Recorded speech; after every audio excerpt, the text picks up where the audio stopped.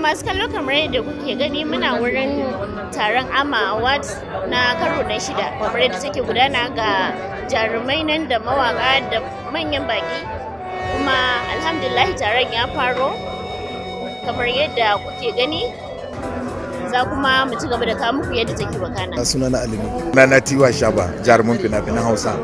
Na farko an canja sunan bikin kamar da kika shina ko organization din, sannan kuma turn up din na mutane ya fi na da, arrangement da kuma yadda aka samu beautiful scenery ya fi yadda aka yi shahada. So gaskiyar magana dole a yaba no matter what. Ito wannan abu ne na alfahari, ko da ke dama an saba yi a Kano ba yau aka fara ba, amma dai kuma wannan shine a karo na farko da ya kasance ya hada kasashe da suke nan nahiyar yammacin nahiyar arewa, yammacin nahiyar Afirka, saboda haka wannan abin alfahari ne sosai. Ina cikin nominees, mu ne gaba-gaba. Da wacce waka ko wani fim? Tab, ya san ya ka aini komi ko ina kika je ina nan. Wallahi. Wai fata ki da shi wajen yin nasara ko kuwa? Da yake nasara an riga an yi, sai dai in ce mun gode kwarai da gaske da inviting din mu aka yi da nan, as you can see kuma gurin an hada shi sosai, an yi organizing din shi so well. Mutanen da kuma aka yi inviting, the nominees and the inviters, they are all good and they are so happy about it. So kowa ya ji daɗi, kowa yana murya mun zo. Ba irin wannan award din ne ba da za a yi yau, a yi gobe, a yi jibi. Award ne wanda ake daɗewa kamun a yi, so kamun a yi sai ya ɗauki wani tsawon lokaci ne da ake haɗawa. So abin murna ne ma ka kasance a ciki. Duk abin da za a ce za a baka ne a bisa akan abin da aka ga kayi, za a girmama ka akan abu, so ba karamin abu. Kamal S alkali mai rubutu kuma mai bada umarni a Kano. Kamal S alkali ya zaka kusanta taron bana na AMA wanda yake shine karo na 6. Karo na 6 ne kuma ya zo da babban ci gaba tunda ya zama WAMA, West Africa W din take ne. Idan haka ci gaba ne gagarumi tunda yanzu an hada wasu kasashe. To duk wanda ya samu dama ya halarci wannan taro ba abin da nake masa fata sai fatan alkhairi. Yadda aka zo lafiya, Allah ya mai da kowa gida lafiya. To Tiwai, wannan shine karo na 6 da AMA Award suka shirya wannan award. Ya kake kallon taron a bana? A gaskiya wato shi West African Music and Movie Award wanda aka fi sani da suna wato AMA Award ne wanda a yanzu da nake muke magana a Kannywood ba mu da wani award da muke tutiya muke alfahari da shi kamar shi, saboda shi ne wanda aka yi karo na 1 na 2 na 3 har izuwa na 6 yanzu, wanda babu wani award da yake da wannan tarihi. To da haka abin alfahari ne a dukkanin wani jarumi ko mai ruwa da saki a harkokin fina-finai ko kuma mai harkar waƙoƙi da yin waƙar. To wani abin alfahari ne, wannan rana ce ta musamman a yau. Amma ba sani ba a bana kun shiga kwarai kwa, kamar fim ɗina Barazana ya samu nomination a category wurin guda 6, wanda a ciki har da best actor da sauransu. To kin ga kenan abu namu ne yau, wato kin gane. Sunana Mustapha bin Adam, amma ba ustaz bane. Mustapha bin Adam, gashi a bana an shirya taron kuma cikin ana gudanar da taron a garin Kano. Ya kake kallon abin? To gaskiya wannan abu ne na ci gaba, musamman ma a masana'anta ta wadda ake kira da Kannywood, wanda abubuwa ne yake shigowa domin nuna wa duniya irin abin da ita wannan masana'anta take zaune.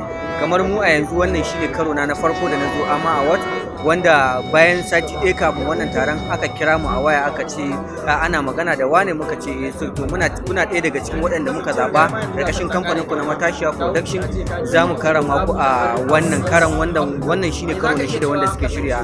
So kin ga dole ne za mu nuna farin ciki kuma mu ji daɗi tun da gashi a wannan karo gashi har da mu ma wanda bamu daɗe a cikin masana'antar ba an kira mu an ce za a karama mu. To don haka wannan ba karamin abun farin ciki bane, da kuma yanda su kansu waɗanda organizers nan ma'ana masu shirya waɗannan abun suka shirya, da kuma yanda suke approaching din kana zaune ba tare da ka sani ba, saboda sabanin yadda waɗansu ƙungiyoyin suke yi, kamar in za a baka award sai an kira ka, sai an yi ciniki ma da kai kafin ma a baka award din, ma'ana dai siya ake.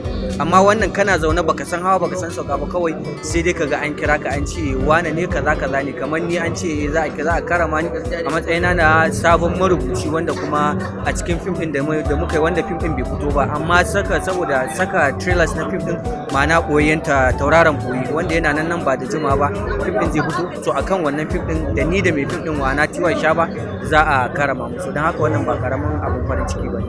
Sunana Ahmad Bello. Ahmad Bello gashi ka shiga ba sani ko ka shiga gasar abin nan?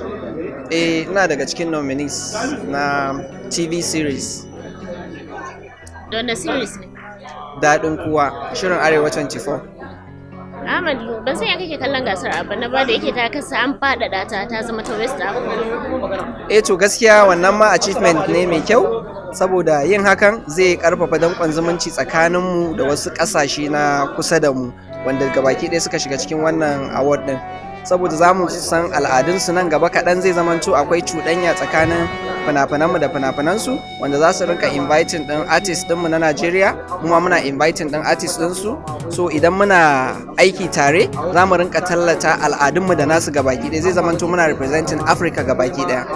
So abu ne mai kyau. Sunana Abdulaziz Shu'aibu, wanda aka sani da Malam a cikin kwana 90. Duk wani award da ka samu nomination, so kawai ka gode wa Allah. So akwai mutane da yawa da ba su samu wannan daman ba, so in ka samu nomination ko baka wani wannan ba, ka gode wa Allah, alhamdulillah. Sunana Tima Makamashi, jakadiyar FKD ambassador cikin Kannywood. Ambassador Kannywood, ban sani ba, bana kin shiga taron wannan kamar karamawa na Amawat? Bana na shiga cikin taron karamawa. Da wannan fim ne ko waka? Da fuskata ne da cancantan sarauta da aka bani da shi na shiga. Kin saba halartar taro na Amawat, to yake ga na bana karo na shida kuma gashi aka zo. Gaskiya sai na ga yafi na kowanne. Yafi na kowanne cika, yafi na kowanne kayatarwa, yafi na kowanne ba da ma'ana wannan karan.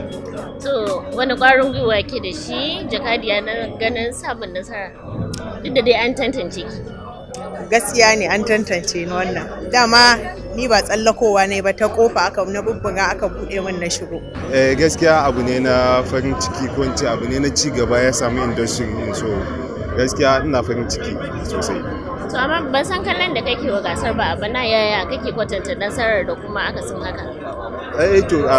Sai dai an tashi, shi nasara in aka tashi tukuna sai mu ga ina aka samu kurakurai kuma ya za mu ba da shawara a gyara. Sunana Muhammad Adam Tudun Murtala, wanda aka fi sani da Yaya Muhammad. So Muhammad Awal, gashi wannan shine karo na shida da Amawar suka shirya wannan taro. Ban san ya kake kallon taron a bana ba. Na'am, to a bana babu shakka taron ya ƙayatu sabanin kamar yadda aka yi na shekarar ta gabata a jihar Katsina, domin na halarci na Katsina da tsare-tsaren da kuma yadda aka bunƙasa abin, tunda a wancan karan da aka yi an tafi da shi ne Amma Award a matsayi na Najeriya, yanzu kuma an faɗaɗa ta zama ta Afirka. Akwai ƙasashe irin su Ethiopia, akwai ƙasashe irin su Niger da sauran ƙasashe. Kin ga abin kwata-kwata babu haɗi. Najeriya ce da, yanzu kuma Afirka ce. Kin ga akwai bambanci, nesa ba kusa ba da wanda.